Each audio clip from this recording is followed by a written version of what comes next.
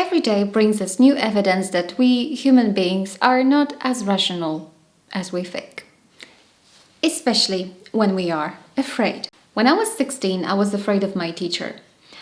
She was very harsh. She would always yell at you if you didn't know the answer, so nobody wanted to make her upset. Everybody was walking on eggshells around her. And she had this habit of calling people by numbers, so she would never say Alexandra to me. She would always say, "Number 4, can you please answer the question?" Now, one day when she said to me, "Number 4, can you please answer the question?" I was so scared that I told her the first thing that came to my mind. A completely random guess. I wasn't even thinking about the answer. I just wanted to give her something so that she would leave me alone. And then she said, "Where did you take that number from? You're not supposed to know it just like that. You need to count it first." Sounds logical? But when you are afraid, logic isn't necessarily the first thing you resort to. Rather, you put yourself into self-preservation mode, so you use all your energy to protect yourself. How do I avoid getting hurt? How do I avoid getting criticized? How do I avoid pain? Eventually, we may end up avoiding life altogether. Luckily, life often gives you a second chance. Few weeks later, same teacher, same fear. She's in a bad mood, asking students one by one to come to the blackboard and solve a problem. They stand there frozen for 1 minute. She gives them an F. They sit down. And finally she says, "Number 4. So I go there, terrified. But this time, I decide to do something different. Instead of resorting to my usual strategy of giving her a random answer so that she just leaves me alone, I decide to do something else. I start thinking out loud. I look at the blackboard and I say, if I am to solve this problem, I would have to know the value of x first. But where can I find it? At this point, the teacher does something I would never have expected. She starts helping me. If you look at this table here, you will find a formula for this. I say, yeah, thank you, that's right. And so, step by step, little by little, she helped me solve the problem and I got B+. I still remember that. So, what's the moral of the story and what does it have to do with meditation?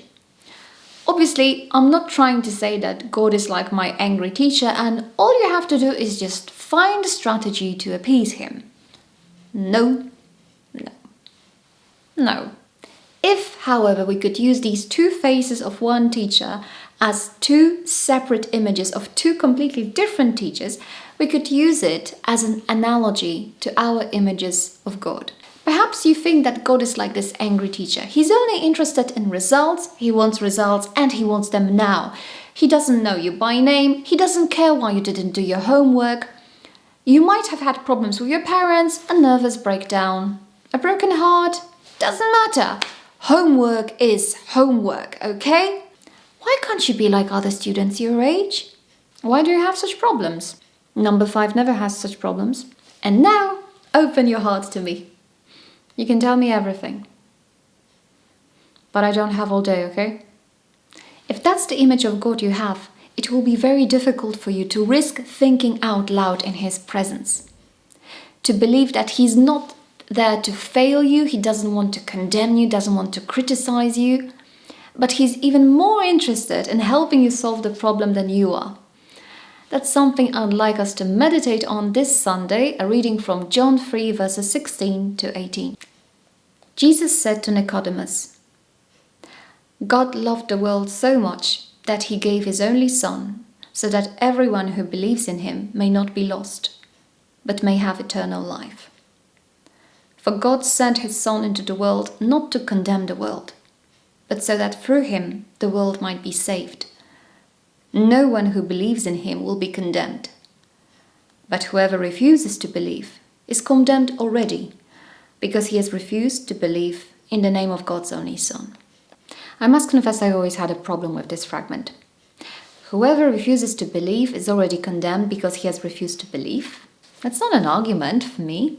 Let's say you are a fan of conspiracy theories, and you're deeply convinced that squirrels rule the world. Now, no matter what I say to persuade you it's not the case, you can still tell me, you know what? Maybe it sounds logical, but I still don't believe you. You're actually one of them. You want me to be ignorant and to believe that squirrels have nothing to do with that, but I know better. And that's the same with every concept. If you don't believe in love, I can tell you I love you every day. I can act in a loving way towards you, and you can still tell me that, oh, you're just doing this out of sympathy, or you want to feel better about yourself. I don't really believe you. At the end of the day, it's all a matter of what you are open to. Now, for the purpose of our meditation, I decided to choose a different translation. In the New International Version that we usually use, we read, "Whoever believes in him shall not perish, but have eternal life." And this time I chose the translation that says, "Everyone who believes in him may not be lost." When I meditated on this fragment yesterday, the word lost immediately spoke to me.